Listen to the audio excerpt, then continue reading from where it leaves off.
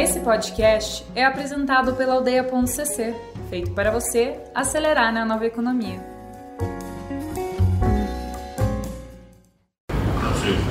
Boa. E aí, tudo bem, pessoal? Uma honra estar aqui com vocês. Acho que poder compartilhar um pouco da minha história, aprendizados, desafios, e aí abrir para qualquer outra pergunta específica que vocês possam ter também em relação a isso. Bom, pessoal, então, esse é o Thiago. Eu, pessoalmente, tenho uma... Cara, eu conheci você, quer ver, pessoalmente, num prédio ali, era no JuVV, eu acho que tinha um escritório ali que era solidário, né? Sim, acho que ele já era Olist, na verdade. O JuVV era na casa, não? No prédio? Não, era um prédio mesmo. Não, a gente já era Olist já, então. Ah, legal. Acho que para quem não conhece, né, dando um pouquinho de contexto aí de passado, o Olist não nasceu de uma bela ideia que o Thiago teve um dia e uau, né, a empresa daí começou a crescer muito, hoje tem 200 funcionários e virou líder de mercado. Não nasceu dessa forma, acho que como toda empresa no Brasil, assim, acho que tem uma história muito mais longa, muito mais desafiadora por trás. Ele é resultado de quase 12 anos de tentativa e erro até chegar talvez no modelo de negócio que ainda está em fase de evolução, né? Que era a Solidário, né? Que eu acho que foi a empresa que você teve contato lá atrás, na verdade. Pois é, eu te conheci como empreendedor solidário, mas o jeito foi nessa transição aí. E antes da Solidário, quem que você era, de onde que você veio, o que te colocou como empreendedor? Assim? Então, eu sou natural de Londrina, interior do Paraná. Minha história começou ainda bem jovem, com 16 anos de idade eu mudei para Curitiba para fazer faculdade de administração aqui, fiz administração na Federal do Paraná.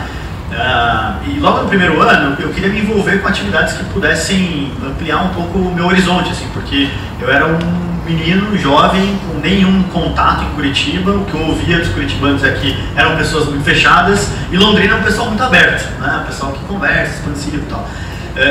E eu entrei e conheci o pessoal da empresa Júnior, que é uma organização formada e gerida por alunos da faculdade. E ali eu acho que eu tive talvez a primeira oportunidade de ter contato com o empreendedorismo. Tive vários amigos que passaram pela empresa Júnior e que eu admirava muito e que estavam empreendendo ainda na faculdade. Meus pais até então sempre empreenderam, meus avós sempre empreenderam, então esse caminho para mim foi mais ou menos natural. Não que sempre foi tudo bacana, né? Os meus pais, meus avós que sempre se ferraram muito assim na história de empreendedorismo deles, né? Meus pais abrindo loja em shopping, com varejo, cara, tiveram muita dor de cabeça para manter a loja funcionando, depois se endividaram. E eu acho que eu aprendi muito com isso, eu acabei indo para a administração, até acho que por conta disso, aprender com os erros dos meus pais ali. E aí, quando eu entrei na empresa Júnior, acabei ficando um ano como consultor, depois diretor de marketing, aí presidente. Não ganhava R$1 para estar ali, mas acho que conheci muita gente muito boa. E isso me inspirou a talvez dar o primeiro passo, a abrir o meu próprio negócio, né? Logo no último ano da faculdade eu entrei numa organização chamada Aliança Empreendedora, que apoiava empreendedores no Brasil inteiro e levava alguns acessos para esses empreendedores. Eles são daqui de Curitiba. E eu conhecia os fundadores da Aliança, admirava muito o trabalho que eles caras faziam. Nossa, se eu pudesse trabalhar com eles seria fantástico. E eles me fizeram um convite para ir lá trabalhar, de novo sem salário, para captar o meu próprio salário. Até então não estava recebendo nada mesmo. Eu falei, cara, vamos. Tinha 19 anos de idade na época, estou com 33 hoje. E aí comecei na Aliança e logo no começo eu percebi que a grande maioria dos empreendedores que eles apoiavam eram artesãos ou artesãs daqui de Curitiba mesmo. E aí tinham bons produtos, tinham preço, tinham design, não sabiam vender. Então eu peguei na mão da maioria daquelas artesãs e apresentei elas para pequenas lojas, varejistas aqui mesmo. Eu tinha um talento para a área comercial, acreditava que eu sabia vender, né? E aí começou a rolar essa relação, assim. Eu falei, opa, talvez tenha oportunidade para criar um negócio super inovador, diferente, que possa ajudar esses dois mundos a se falarem mais. Foi aí que nasceu a minha loja em shopping. Nada diferente, nada inovador, nada, né? Mas acho que foi a primeira ideia que a gente teve para poder tirar esse negócio do papel, né? A loja ficou no ar por um ano, acho que foi um aprendizado absurdo. Conheço muita gente que passou pela loja, que hoje também está empreendendo, e que na época não ia na loja para ser um vendedor de loja, mas para ter aquela experiência de empreender alguma coisa junto. E a gente aprendeu muito, acho que o que não fazer na loja, né? Assim, é uma loja em shopping, então a escala é desumana, né? Você tem que ficar de domingo a domingo, das 10 da manhã às 10 da noite durante o dia de semana. a gente não estava localizado, não era um bom local no shopping, o shopping não era um bom shopping. Então assim, a gente foi aprendendo, acho que da pior forma possível, mas foi um bom investimento em educação. E era loja de artesanato? Loja de artesanato, cara, nada muito diferente de ser na feirinha do Largo da Ordem no domingo, tinha uma curadoria talvez um pouco melhor, e eu acho que a gente aprendeu os princípios do varejo, eu aprendi os princípios do varejo ali, assim, né? Você precisa de um bom ponto, você precisa ter uma boa curadoria, você precisa comprar bem para vender bem. Até então, acho que eu tinha uma cabeça meio inocente, assim, quanto ao varejo. Ah, não, a gente quer fazer fair trade, né, e comércio justo, então tem que colocar no máximo 10% de markup em cima do preço. Cara, 10%, meu amigo, não no paga shopping, você não paga nada, nem um cafezinho que você quer oferecer na loja, né? E ao longo desse ano, então, acho que a gente aprendeu muito isso. A loja, o sonho desde o princípio era criar algo que pudesse ser escalável. Eu não tinha a menor ideia que tecnologia seria essa base para poder escalar alguma coisa, né? Para mim, a gente ia criar uma cadeia de lojas. No começo era essa a ideia, né? Até que o primeiro ano veio e a gente viu, não vai sair daqui. Não tem como criar essa cadeia de lojas, né? Não vai ser escalável nem nada. Mas acho que uma coisa que eu aprendi naquele momento é que se não fosse por aquele modelo de negócio, ia ser de outra forma, né? Eu lembro que eu fui muito instigado pelos meus pais, por colegas. Por que você não tenta um processo de trainee? Desiste desse negócio aí, vai para um trainee e tal, fazer outra coisa.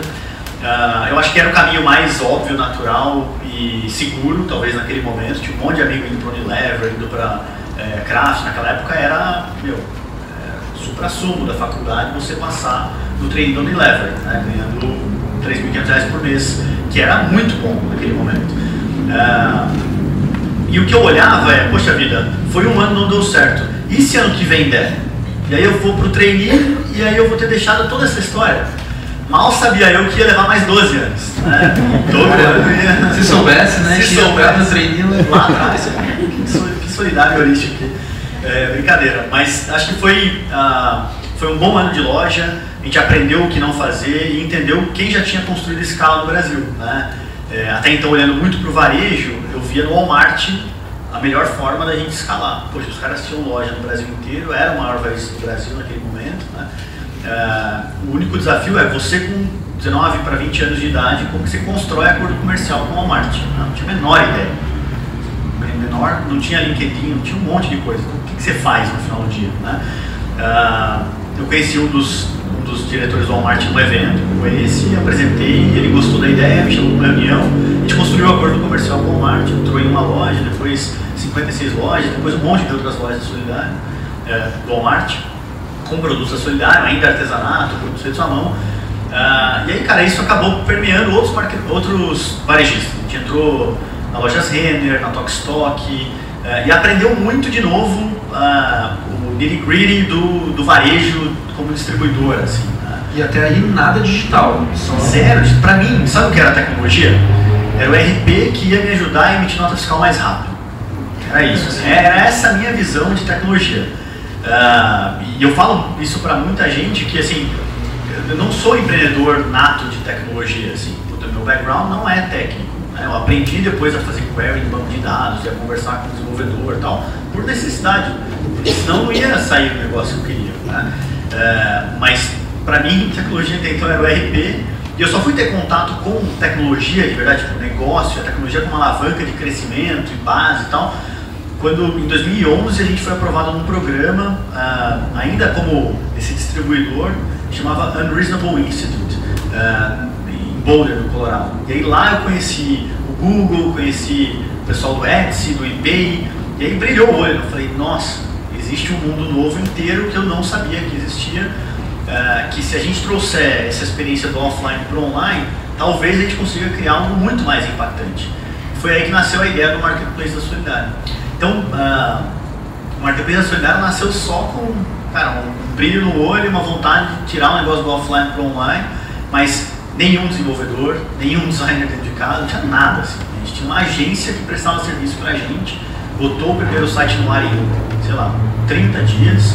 O designer dessa agência era o Jonathan, que está com a gente ainda hoje, faz parte do time de design. E eu lembro exatamente o que eu pedi para ele. Falei, John, eu não quero que você invente nada, eu quero que você copie o Etsy, que era o benchmark nosso nos Estados Unidos, né? E ele, como assim, Thiago? Deixa eu criar uma. Eu falei, cara, não perca tempo, assim, copia os caras e a gente vai tentar fazer esse negócio aqui no Brasil. E eu acho que até por muito tempo a gente meio que ficou no rabo dos caras, assim, sabe? Tentando copiar o que os caras faziam. Depois viu que não faz sentido algum, vamos criar o nosso. Mas no começo é interessante copiar porque você vai aprendendo, né? Você vai... E você faz com o erro deles, né? Então assim, o que eu pensava, o Etsy já era uma empresa grande pra caramba, tinha milhões de lojistas, vendia muito. Eu falei, os caras devem ter errado muito para chegar nesse design. Para mim, o negócio era o design ali, era a carinha e tal. Mal sabia eu que, o site no ar não significava lufas, assim, né? Você ia botar no ar e não ia ter ninguém entrando naquele site, né? Se ele não fosse responsivo, se não fosse rápido, ninguém ia conseguir navegar. Tanto é que pro cara passar da primeira página para a segunda levava tipo 30 minutos. O site não carregava, não tinha nada, assim, não tinha index, não tinha nada, né? Então a gente não tinha conhecimento efetivamente sobre aquilo, né? Mas foi aprendendo muito rápido. Eu acho que essa foi uma característica que a gente desenvolveu muito ao longo da história. Eu desenvolvi muito de, não sabe, aprende, cara, vai estudar, vai conversar com quem fez, vai conversar com quem já passou por isso, né? E a gente foi aprendendo. Né? Conectando os pontos, vocês viram que até agora todos os empreendedores do Grind falaram muito sobre essa capacidade de aprender, assim, né? Não sei, mas eu aprendo, eu antecipo, eu faço. E beleza, você viu a referência do Etsy, mas como é que você chega com o Solidário na 500? Então, como que acontece isso? Assim, só curiosidade, nesse momento que a gente foi para o Unreasonable, a gente tinha dois caminhos para seguir. Um era montar um marketplace e a outra era montar uma fábrica de calçados. Tá? Então, assim, tudo a ver com o que a gente faz hoje, na verdade.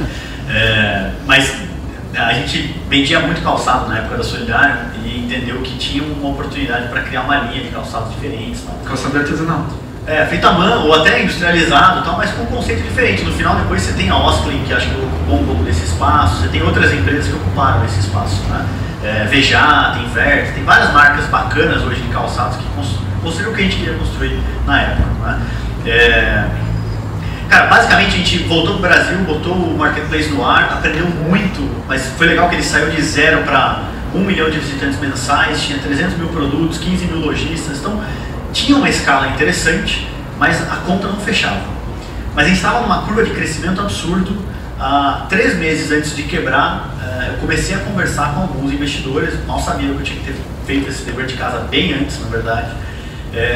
E era errado um pouco, assim, trazer investidor para aquele modelo de negócio que não parava em pé, né?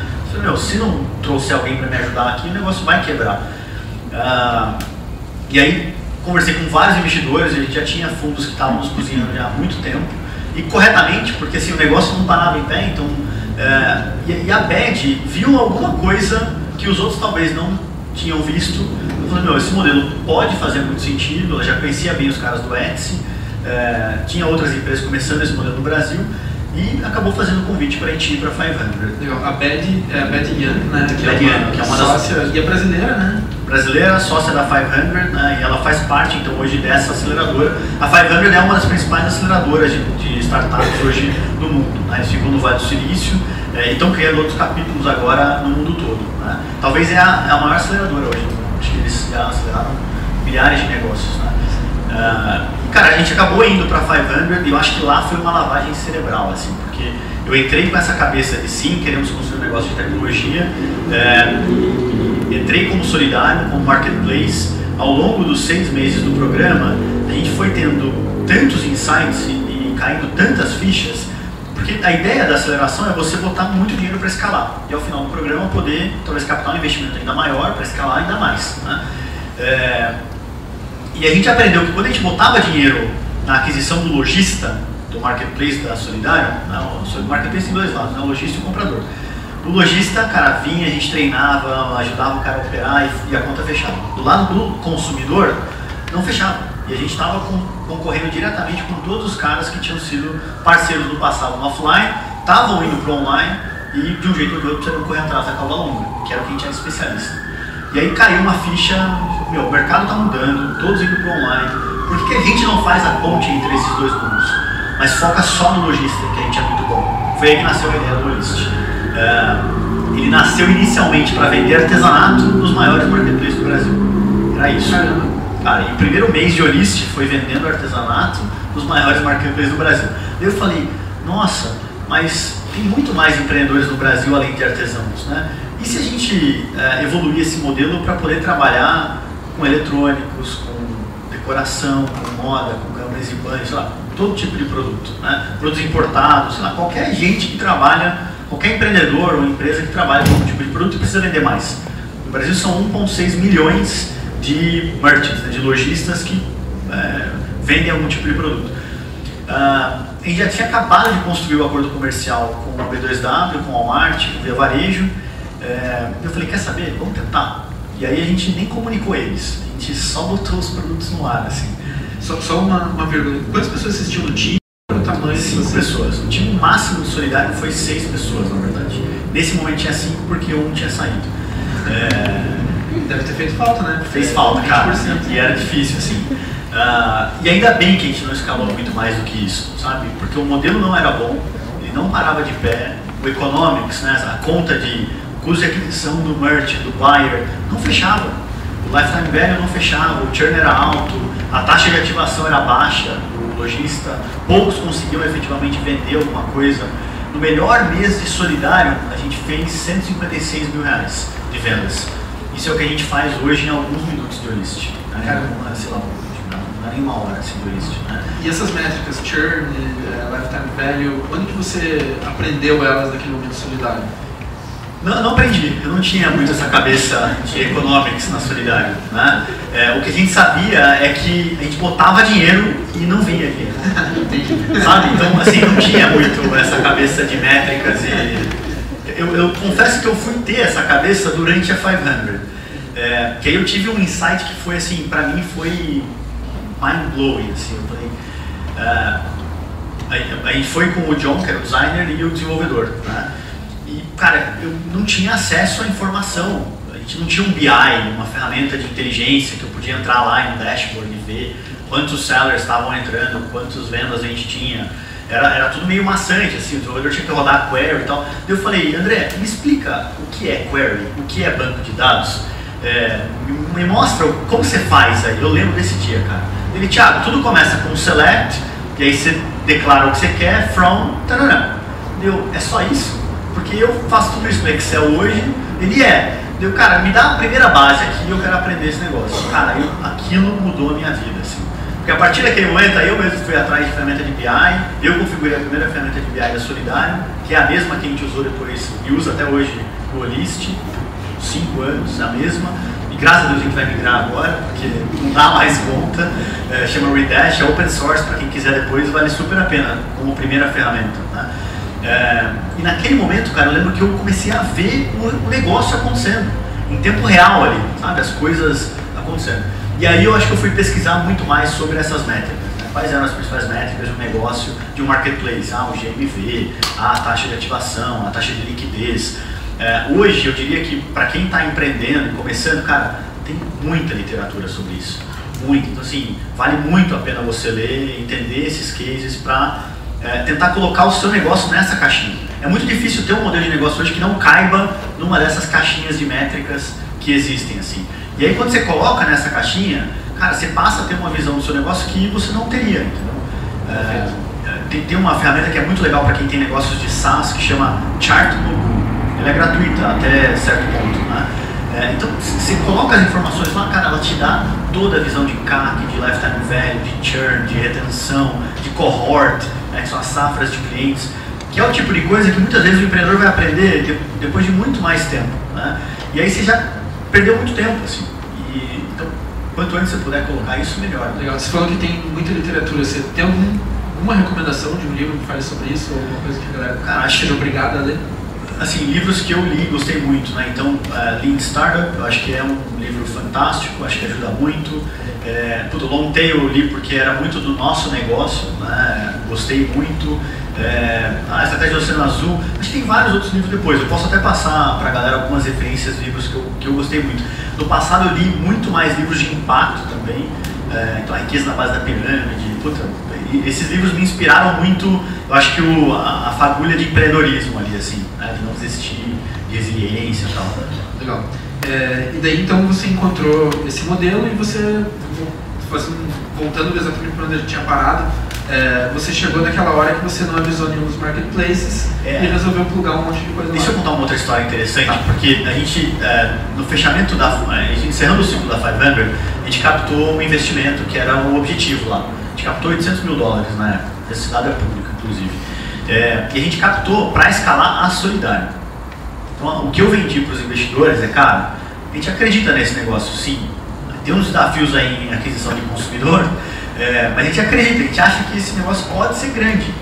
E aí, assim, 30 dias depois, a gente começou a investir na aquisição, e falou, não vai dar certo, não vai para frente esse negócio. E se a gente não pivotar agora, a gente vai ter acabado com o dinheiro dos caras, acabado com o negócio e me queimado com todo mundo, assim.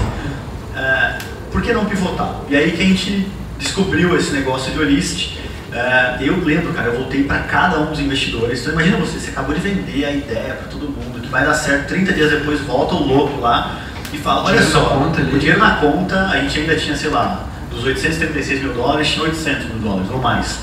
Falou, olha só, a gente gastou isso, entendeu que não vai dar certo, mas a gente tem uma ideia aqui bem melhor, que pra gente é uma evolução natural do modelo. E se a gente fizer isso, a gente acredita que talvez pode ser muito maior. Cara, todos foram unânimes, assim, todos falaram, a gente acredita em vocês, no time, na pessoa, mais do que na ideia. Faz o que você tem que fazer. Se é pivotar, vai, pivota, faça. Então a gente acredita muito em trazer os investidores certos também. Porque podia ter tido um cara ali que falava, eu não concordo. E a gente não poderia ter feito isso, porque como os documentos estavam construídos, se um cara não concordasse, lascou, entendeu? Ia ter que ser feito até o fim ou devolvendo o dinheiro para todo mundo ali, né? Que também não é algo bom de se fazer, né? O cara não investe em você para receber o dinheiro de volta porque você não soube executar, né? E uma pergunta também para entender o tamanho que vocês estavam. Vocês estavam processando lá cento e poucos mil reais. Isso, quanto que vocês ficavam nessa grana? Cara, a gente tinha 15% de comissão, então 156, sei lá, $22 mil. De receita, né? Pagava o time, metade do time? Não pagava, a gente estava queimando. Assim, essa coisa que eu falei, 3 meses antes de quebrar, a gente foi negociando, até que chegou uma semana antes de quebrar, quando a 500 deu o ok. E eles conseguiram transferir o dinheiro muito rápido, cara. A gente só não quebrou, a gente conseguiu pagar salário, tudo porque a 500 entrou e investiu, na época acho que foi $150 mil, que era o tamanho do cheque que eles colocavam, e aí a gente foi com a 500. Eu falei pra Bad, eu não tenho dinheiro para pagar a passagem para ir para 500 se você não transferir isso antes, entendeu? E aí, então passou-se o programa, pivotamos, e aí quando a gente voltou, fechamos acordos com os marketplaces, colocamos produtos, e aí descobrimos que tinha um modelo, cara, que fazia muito sentido e que deveria ser escalado para outras categorias de produtos que não só o artesanato. Hoje o artesanato, eu diria que ele representa menos de 1% do Olist, assim. Poderia representar mais, essa é a verdade. Mas é um produto que o consumidor brasileiro ele não está acostumado a comprar online. Então assim, o marketplace ele nunca ia ser fantástico. Então aqui, você pega o Elo 7 hoje, que é um super player de artesanato, começou com artesanato, mas não é mais artesanato. É produto de festa, muito mais festa até, e customização tal, do que artesanato em si. Né? Mas também deve ser 1% do varejo também, né? Então... de volume, né? Apesar de ter, sei lá, 7 milhões de artesãos do Brasil, cara, o volume transacionado é muito pequeno ainda, né? Então faz sentido, na verdade. E fazendo uma vírgula para a galera também, marketplaces, todo mundo conhece esse termo? Marketplaces, só para todo mundo saber, são essas grandes lojas online, exemplo, né? Mercado Livre, Amazon, né? Marketplace é um conceito em que você tem dois lados, né? Você tem alguém que entra para vender e alguém que entra para comprar. Tem marketplace de serviço, né? Você pega o Cat Ninjas, tem marketplace de mobilidade, o Uber, a Log, e tem marketplace de produto, né? Então, Mercado Livre, Amazon, agora tem N. A gente pegou, na verdade, esse mercado bem no início, assim, quando todo mundo que era varejista e-commerce tradicional estava olhando para marketplace. E quando a gente pegou essa virada, a gente foi talvez o primeiro player a ajudar a micro, pequena e média empresa a entrar nesse novo mundo, assim. Então a gente pegou um oceano muito azul. E por muitos anos, tipo, uns 4 anos de Olist, muitos anos. Nos 4 anos de Olist, não tem concorrente hoje. A gente não vê ninguém fazendo o que a gente faz ainda.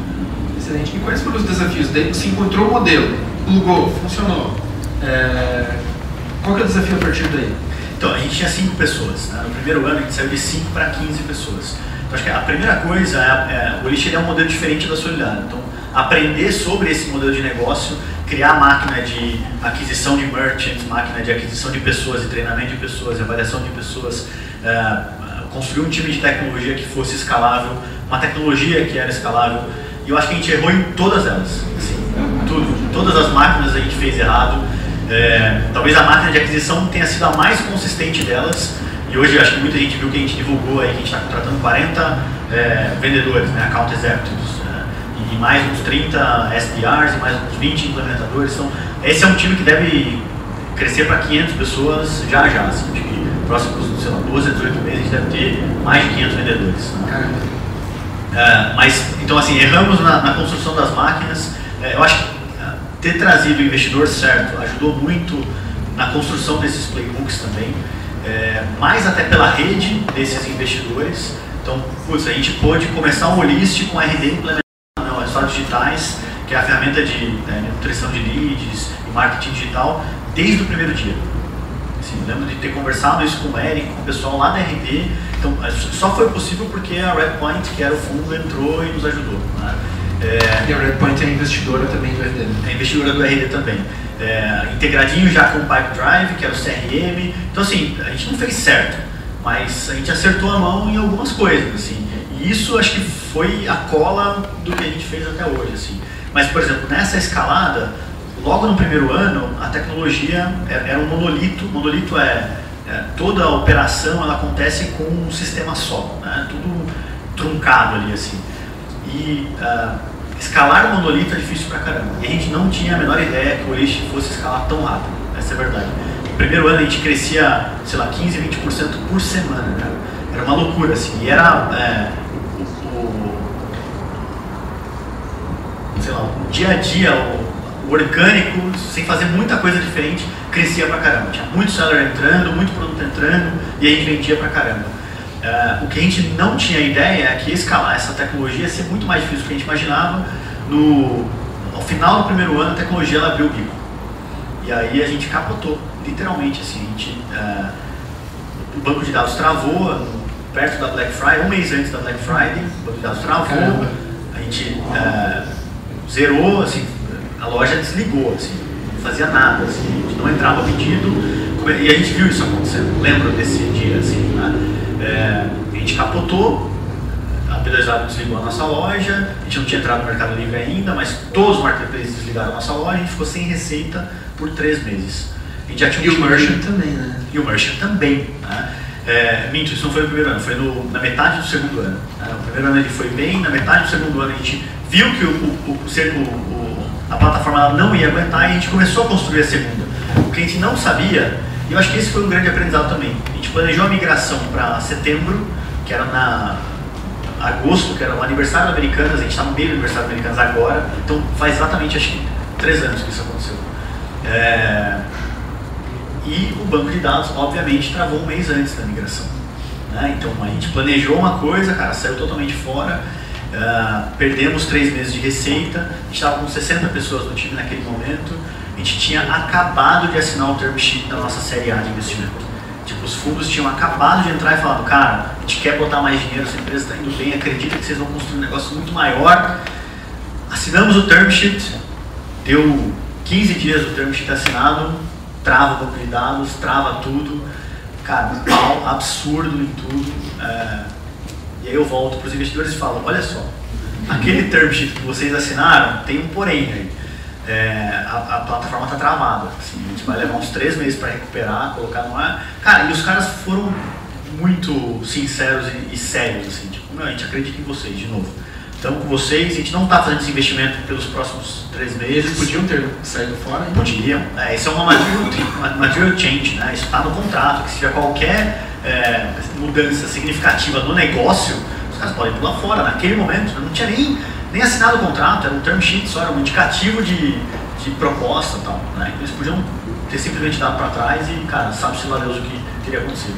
Antes disso, até 1 ano antes, eu não falei disso, acho que talvez alguns conheçam essa história, mas o time que construiu o monolito era um time júnior ainda, mas era o que a gente conseguia pagar, era o que a gente conseguiu mobilizar, construiu o monolito, E eventualmente no crescimento desse time eu cheguei para um deles e falei, André, que era o primeiro, né? A gente vai trazer um CTO em algum momento. E o time inteiro entendia que era o André o CTO. E eu também no começo, confesso que para mim era o André o CTO. E aí eu comecei a aprender de que, cara, você tem que trazer gente mais experiente para te ajudar. E que bom se o André e o time pudesse trabalhar com essa pessoa mais experiente, né? No final o time se rebelou, falou, não, é o André que tem que ser. Eu falei, é o André? Então não vai ser ninguém. A gente desligou todo mundo. Todo mundo. Caramba! Cara, a gente perdeu o time inteiro de tecnologia. Isso foi numa virada de ano. E a gente recomeçou o time de tecnologia com uma pessoa, que é o Oswaldo Santana.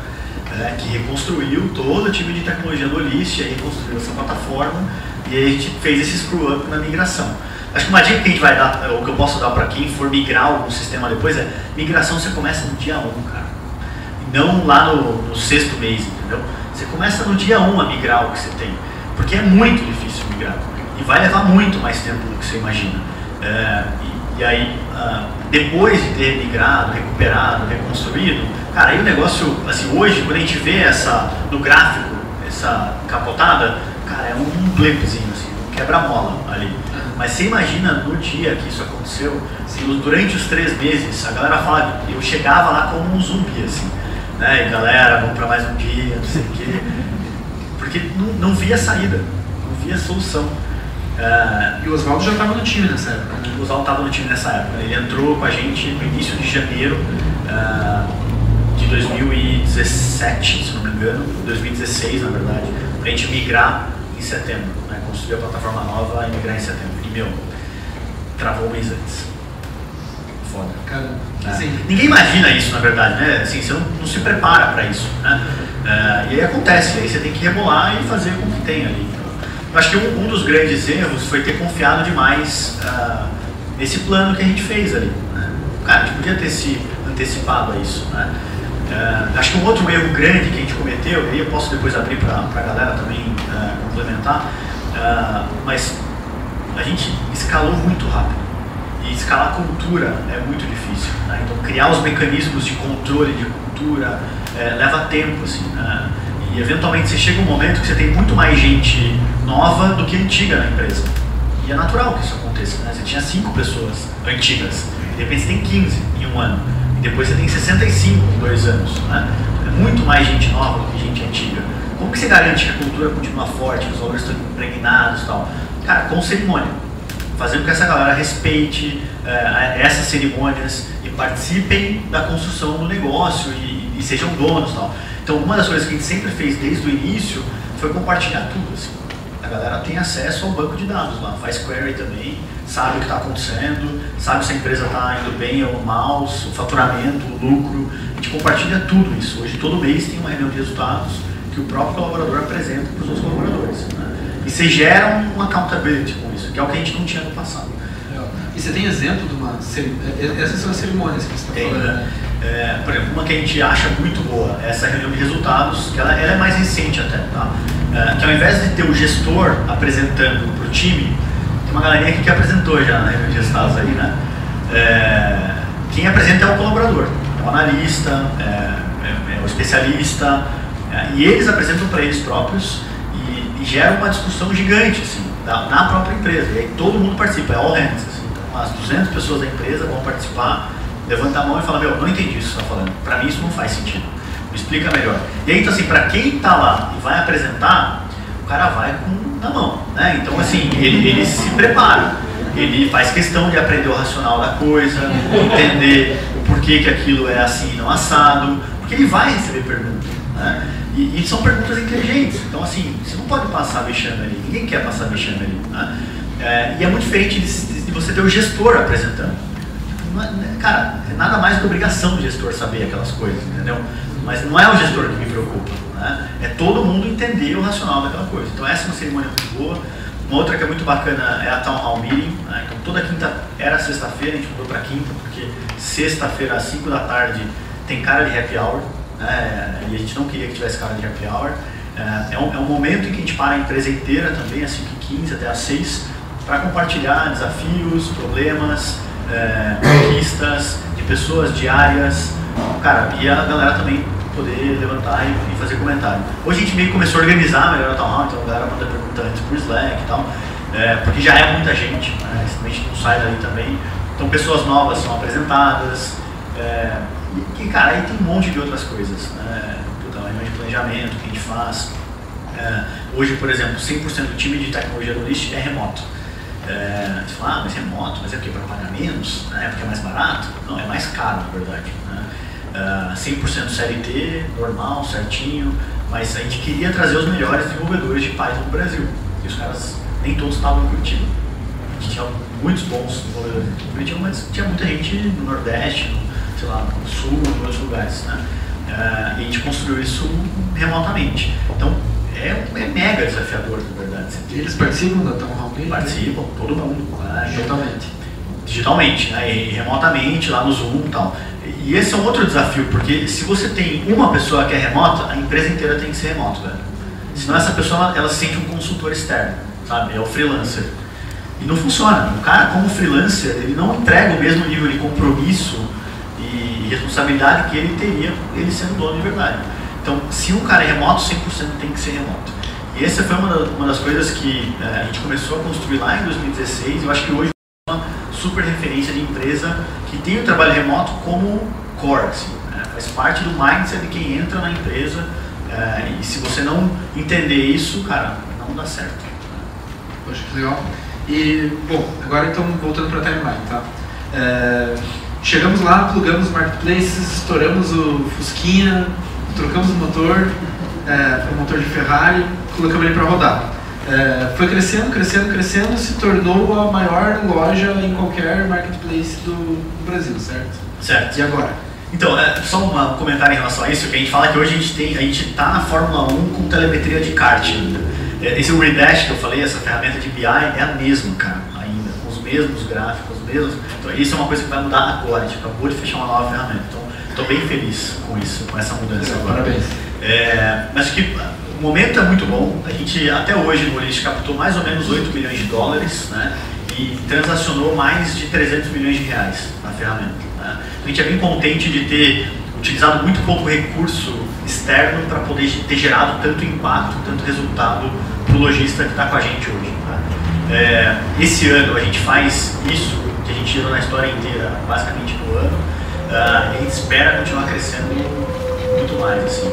A gente está hoje com 200 pessoas, espera chegar nos próximos 2 anos em 1.200, 1.500 pessoas. Tá? Então acho que esse próximo desafio, cara, eu acho que vai ser talvez o maior de todos. E essa é uma coisa, galera, eu tinha pra mim que conforme a gente fosse evoluindo e trazendo mais pessoas boas, ia ficar mais fácil. E a galera ia resolver os problemas e tal. E a verdade é que pra você só vai sobrar as maiores buchas, entendeu? Então só vai ficar mais difícil, assim. E essa é um pouco da vivência que eu tenho tido agora, assim. Né? A gente tem áreas que eu gostava muito de fazer, tipo produto, UX, nunca fui designer nem nada, mas adorava interagir com isso. Né? Que era bacana, você não vê mais, entendeu? Não tá mais com você, tá com alguém muito mais competente do que você.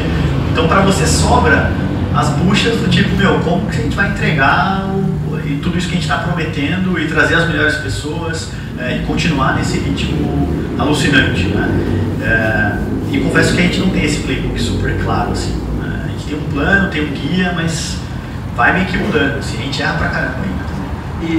E uma questão é que se a empresa está crescendo 10 vezes, você como empreendedor tem que evoluir 10 vezes, né? Como é que você faz isso no teu processo? Então, acho que ter muita clareza que você não sabe tudo e que tem gente muito melhor e continuar sendo a mesma pessoa de sempre, humilde, respondendo todo mundo e estando aberto para todo mundo.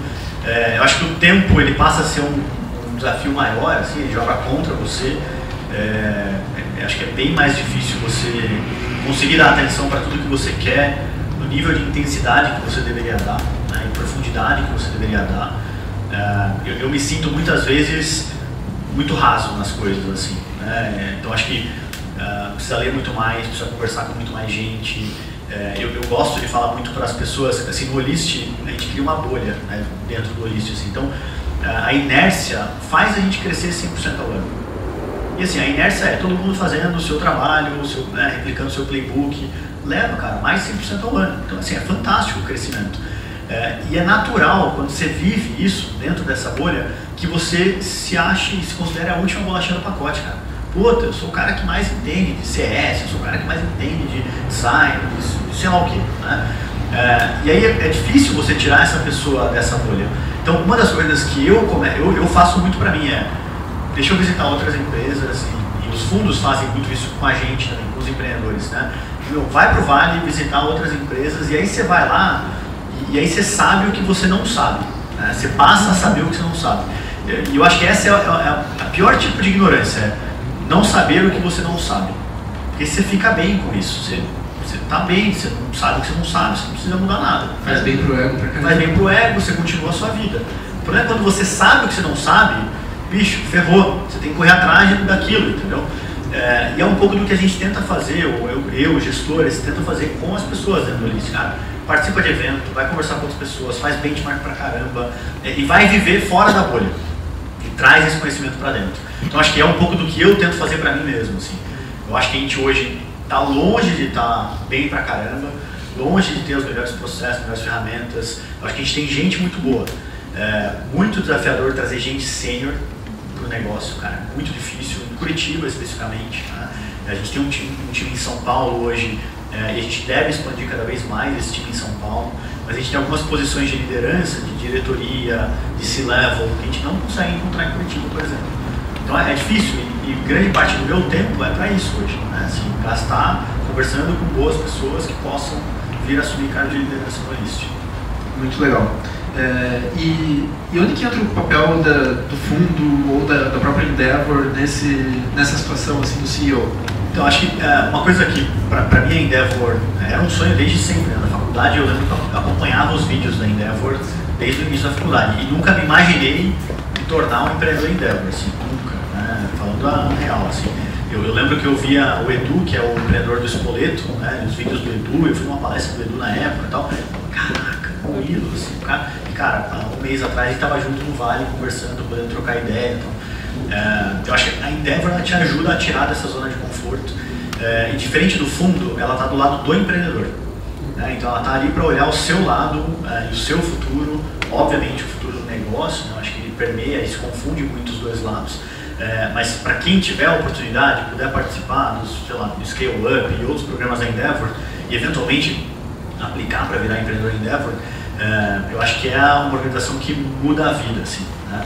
Muda a vida porque a perspectiva ela é muito humana, então os empreendedores em Endeavor, acho que eles são conectados muito mais do que negócio ou por negócio, mas de pessoa para pessoa, de amigo, de família, né? Os eventos de Endeavor são muito família também, então acho que isso ajuda a criar um grau de engajamento que você não vê, que tem muito a ver com o evento aqui também, né?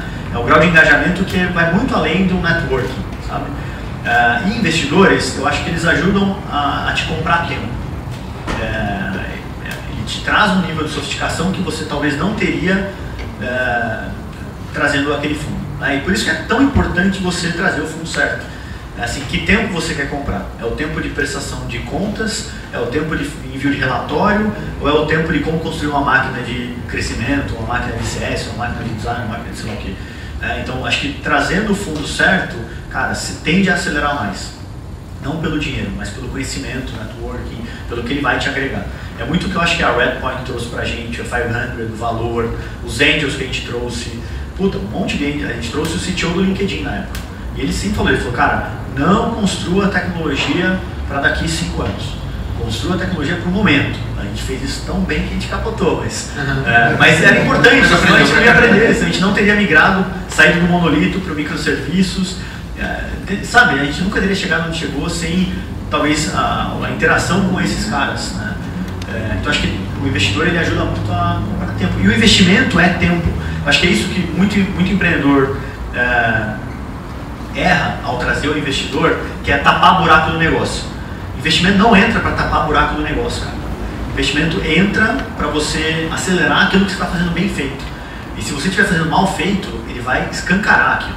Vai ser muito pior, né? Então é natural quando você recebe um aporte e o economics não está lá, você vai para o buraco ainda mais rápido, entendeu? E é melhor pegar 500 mil reais de um criador de gado Nelore ou 200 mil reais de um investidor anjo mais experiente no teu negócio? Eu acho que depende do negócio, né? Se o seu negócio é de vender boi ou de sei lá o quê, então talvez o cara de gado Nelore vai te agregar, mas brincadeiras à parte, né? Assim, cara, traz investidor profissional, né? Assim, eu acho que investidor profissional é aquele cara que está acostumado a fazer isso há algum tempo, ele entende que o tempo do empreendedor é muito importante, muito relevante, e você não vai, se o cara não vai ficar te alugando para qualquer outra coisa, né? Eu acho que o investidor, assim, o empreendedor não existe para servir o investidor. Ponto. Assim, ele é um acionista da empresa, então ele tem um interesse na empresa, mas o interesse dele é que a empresa dê certo. Se ele te aluga qualquer coisa que não seja o próprio negócio, é ruim. Assim, é ruim para a empresa, é ruim para o investidor também. O que muita gente não entende, né? Sim, perfeito.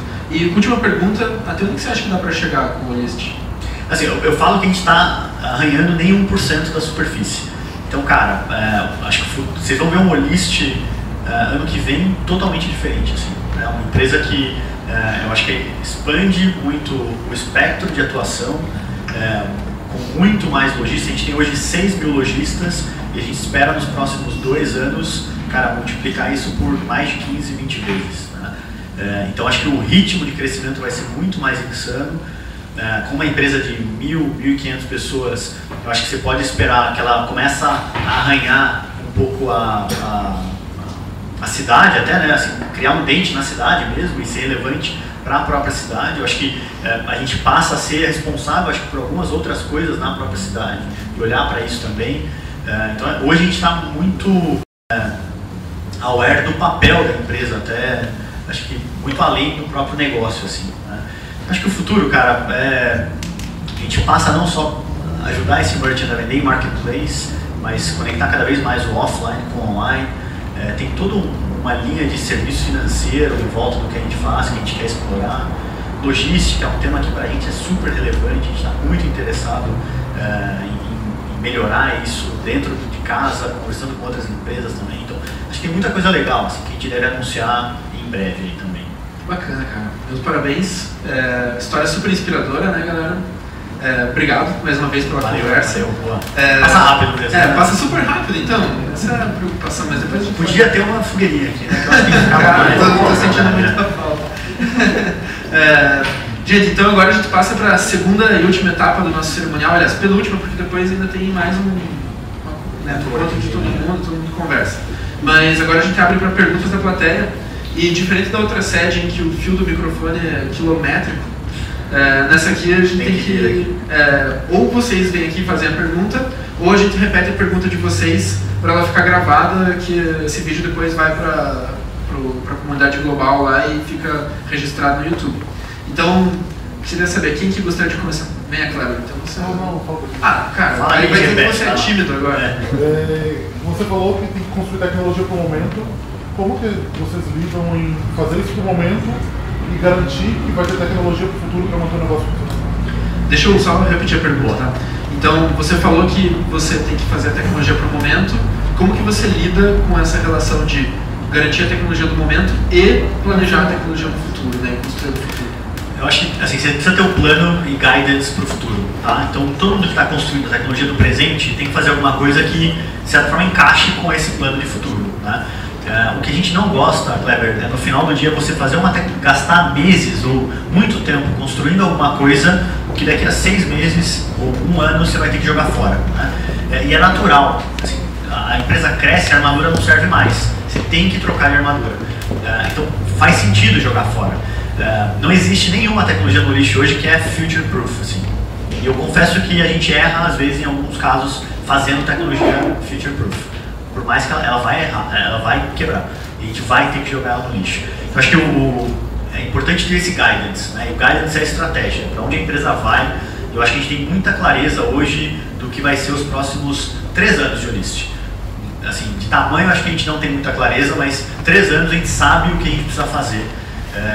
E tem um roadmap, cara, infinito de coisas para construir. E eu acho que isso dá o norte para a galera poder fazer o hoje, o presente, né? Mas sempre muito conectado na dor do cliente também, sabe? Na dor que a gente está vivendo naquele momento, assim. Então não fica inventando muita moda. Uma coisa que eu falo muito pra galera é, você tem mato alto, você não tem que olhar pro lado, pensar, planejar, fazer um monte de coisa. Capina, velho. sabe? Apare esse mato, entendeu? Tire isso da sua frente, aí você vai poder ter visibilidade. Se você não tira esse mato alto da sua frente, você não tem como planejar futuro também, entendeu? E o mato alto é a dor do presente, cara, é o momento, assim. Excelente. Respondeu? Sim. Então, quer fazer pergunta daí ou... Tá, beleza. Quem serão os seus principais concorrentes em 2 anos e qual que é a sua vantagem, a vantagem da Olist competitiva da Olist em relação a eles? Quem serão nossos principais concorrentes nos próximos 2 anos, né? Eu acho que, como eu comentei, assim, a gente está num mercado hoje que a gente não tem concorrentes diretos, né? Empresas que fazem o que o Olist faz, como a gente faz, né? O que é algo inusitado, assim, né?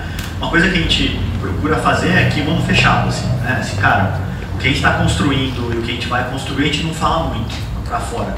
O Olist não é uma empresa que fica super bragging about na mídia, o tempo todo falando dos planos e de tudo que vai mudar, porque a gente não acredita nisso. A gente acha que o que a gente está construindo é muito diferente para ser divulgado ainda, né? Eu diria, eu não vou dizer quem são os concorrentes de futuro, porque assim, tem muita coisa nossa que a gente ainda não divulga.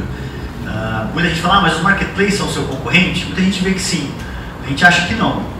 Os marketplaces são nossos parceiros hoje, né? Mas então a plataforma de e-commerce é seu concorrente? Não. Assim, a gente hoje está conectado nas maiores plataformas de e-commerce do Brasil para ajudar quem tem e-commerce a vender mais. O RP então vai ser concorrente? Cara, não. A gente está conectado em todos os RPs hoje também. O Acquire, a Stone, os caras que maquininha, que querem fazer um pouco do que você está fazendo. O Bradesco ontem divulgou que agora você pode ter loja virtual, abre o MEI de graça e te ajuda a vender mais. O Bradesco vai ser seu concorrente? Não, vamos integrar no Bradesco então, né? Então acho que assim, o Olist, ele consegue permear diferentes mundos. A gente sabe exatamente quem vai ser os nossos concorrentes daqui a 2, 3 anos, assim. Mas é uma informação nossa essa hoje. Peraí, só um pouquinho, você é o segundo, tá? Sabe por quê? Tem muita empresa que está evoluindo a forma de pensar também, essa coisa de criar um ecossistema e tal. Eles sabem quem são eles, né? Então, assim... Eu queria chutar aqui e dizer, Chuta. internacional, seria o que a Amazon Marketplace. Que a Amazon será um concorrente para ele. Então a gente está na Amazon hoje, né? O Olist é um seller dentro de uma loja dentro da Amazon. A Amazon como a gente vê no Brasil, mas o que ela faz para lá fora. Eu diria que o Olist quer fazer muito do que a Amazon sim fez para o ecossistema americano aqui no Brasil. Eu acho que a gente não se limita no nosso canal próprio, né? Então, uma coisa que eu estava falando com o Dória antes de começar, todo mundo que olha para o Olist hoje vê o Olist como uma ferramenta que ajuda o cara a vender em marketplace. E tudo bem, acho que é legal todo mundo ver o Olist dessa forma. A gente hoje fala que é muito mais do que isso, né? A gente leva liquidez de estoque para esse lojista, independente de onde ela estiver. A gente começou com o marketplace porque é o low hanging fruit. Tem APIs abertas, a gente conecta, extrai liquidez e entrega isso para o meu merchant, né? Tanto é que o meu merchant hoje ele nem sabe de onde vem o pedido. O pedido para ele é o Olist, não é de marketplace A, B ou C, né? Então sim, eu acho que a gente quer replicar muito do que a Amazon está fazendo lá fora, mas porque eles fazem bem feito, mas também é um pouco do que o Alibaba faz na China, do que várias outras empresas muito boas fazem em outros lugares do mundo também. Muito legal. Você falou que o segmento de artesanato, se não me engano, por exemplo, qual que é o mais do 300? Hoje, qual é o maior segmento dentro do Olist, né? Se eu não me engano, é perfumaria e cosméticos, né? Então esse é o segmento, ele representa 12% do nosso GMV hoje. Na sequência, se não me engano, era decoração, com menos de 10%, e eu acho que depois era artigos esportivos, alguma coisa assim. Então nenhuma categoria hoje é super representativa, sabe? É bem fragmentada. Então, e essa é a estratégia mesmo da companhia, a gente quer ser o mais amplo e fragmentado possível, né? Não gerar nenhuma dependência com um lojista, com um canal, uma categoria, um produto. A gente já passou por isso no passado e é bucha. Legal. Por favor. Um pouquinho daquela última fala sobre o papel agora ali, então a qualidade próxima da empresa, do empreendedor, ela tem presente em empreendedorismo social, um negócio de impacto. Eu faço essa orientação para um negócio social para que ele seja sustentável e não morra na vontade. Boa, a pergunta é qual seria a minha orientação para quem quer montar um negócio de impacto e não morra só pela intenção, né? Acho que é bem importante entender isso. Eu aprendi na Solidário que negócio social, tem a palavra negócio antes, não é à toa.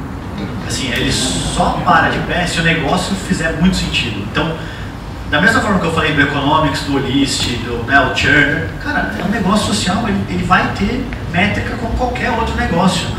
Hoje o Olist gera muito mais impacto do que a Solidário sonhou em gerar.